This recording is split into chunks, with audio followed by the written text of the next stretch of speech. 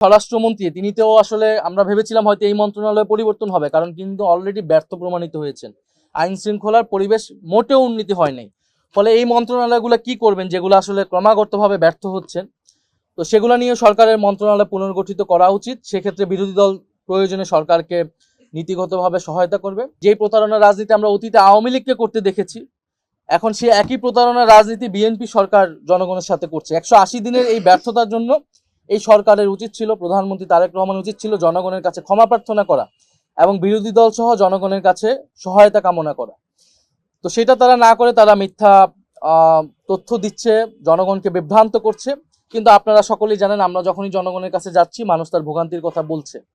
এবং এটা শুরুটা হয়েছে গণভোটের গণরায় বাস্তবায়ন না করে সংবিধান সংস্কার পরিষদের শপথ না নেওয়ার মাধ্যমে সরকার এই প্রতারণার কাজ শুরু করেছে। 11 দল সারা বাংলাদেশে কয়েকটি লং মার্চ ঘোষণা করেছে। সেই পরিকল্পনাগুলো আজকে হয়েছে। সেই পরিকল্পনা মোতাবেক 5ই সেপ্টেম্বর আমাদের প্রথম লং মার্চ চট্টগ্রামের অভিমুখে আমাদের লং মার্চ শুরু হতে যাচ্ছে।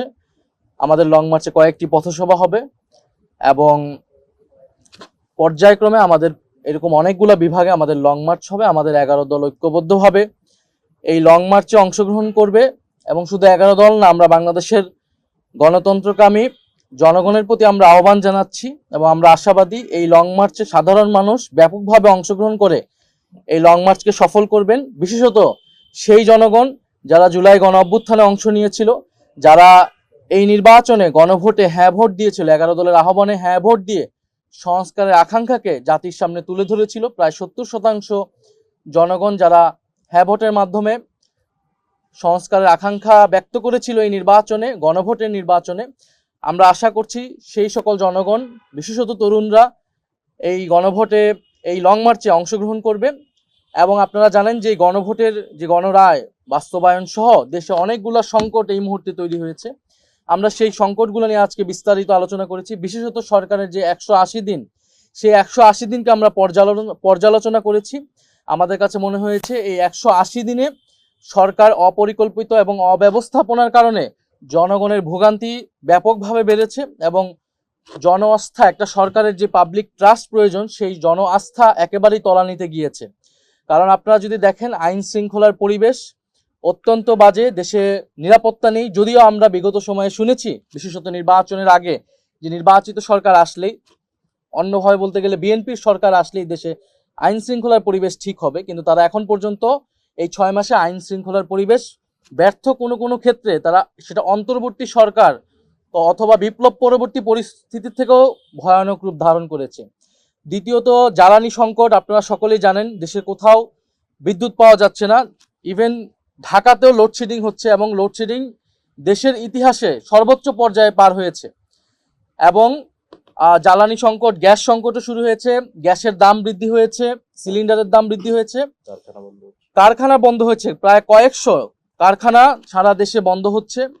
ব্যবসায়ীরা উদ্বেগ প্রকাশ করছে। একদিকে তো চাঁদাবাজির একটা ভোগান্তি তাদের রয়েছে, অন্যদিকে এখন গ্যাস বিদ্যুৎ তারা পাচ্ছে না।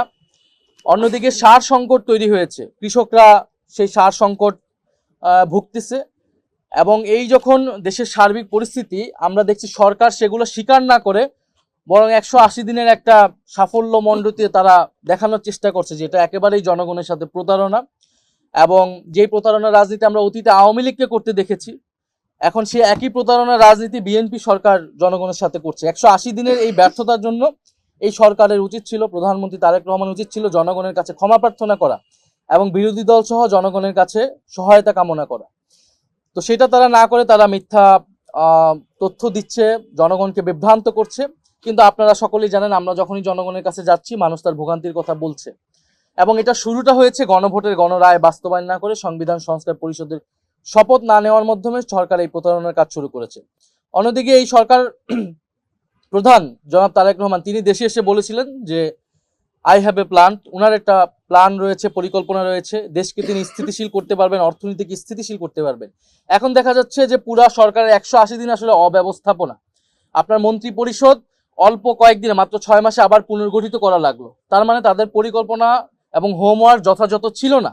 এবং এই মন্ত্রী পরিষদ কিন্তু তাদেরকে আরো পরিবর্তন করতে হবে, কারণ সকল মন্ত্রীরাই, বেশিরভাগ মন্ত্রীরাই কিন্তু ব্যর্থ হবে আসলে তাদের কার্যক্রমে। ফলে এই সরকারের কাছে কোনো পরিকল্পনা নাই দেশ কিভাবে পরিচালনা করতে হয়, এবং তারা বিরোধী দলের কাছে পরিকল্পনা চাচ্ছে। তো বিরোধী দল সরকারের আগেও ইস্তিহার ঘোষণা করেছে, বাজেটে আমরা বিকল্প বাজেট আলাদা আলাদাভাবেও এবং একসাথে আমরা বলেছি। জ্বালানি নিয়ে যে কমিটি হয়েছিল সংসদে, সেই কমিটিতে কিন্তু বিরোধী দল তার প্রস্তাবনাটা দিয়েছিল সম্মিলিতভাবে 11 দল হিসেবে, যদিও সেই কমিটিটাকেও ব্যর্থ করা হয়েছিল। পরবর্তীতে কমিটি কোনো কার্যকর করা হয়নি এবং এই রিপোর্টটা নিয়ে কোনো ধরনের আলোচনা হয়নি। ফলে সরকারের এই অব্যবস্থাপনার কারণে দেশবাসী ভুগছে। আমরা সরকারের প্রতি আহ্বান জানাবো যে গণভোটের গণরায় বাস্তবায়নের মাধ্যমে সরকারের যে কমিটমেন্ট জনগণের প্রতি, দেশের প্রতি, সেই কাজ শুরু করা উচিত এবং সকলকে নিয়ে ঐক্যবদ্ধভাবে একটা জাতীয় নীতি প্রণয়ন করা উচিত। জ্বালানি ইস্যুতে, আইন শৃঙ্খলা ইস্যুতে স্বরাষ্ট্রমন্ত্রী তিনিতেও আসলে আমরা ভেবেছিলাম হয়তো এই মন্ত্রণালয়ে পরিবর্তন হবে, কারণ কিন্তু অলরেডি ব্যর্থ প্রমাণিত হয়েছেন। আইন শৃঙ্খলার পরিবেশ মোটেও উন্নতি হয় নাই। ফলে এই মন্ত্রণালয়গুলো কি করবেন যেগুলো আসলে ক্রমাগতভাবে ব্যর্থ হচ্ছেন।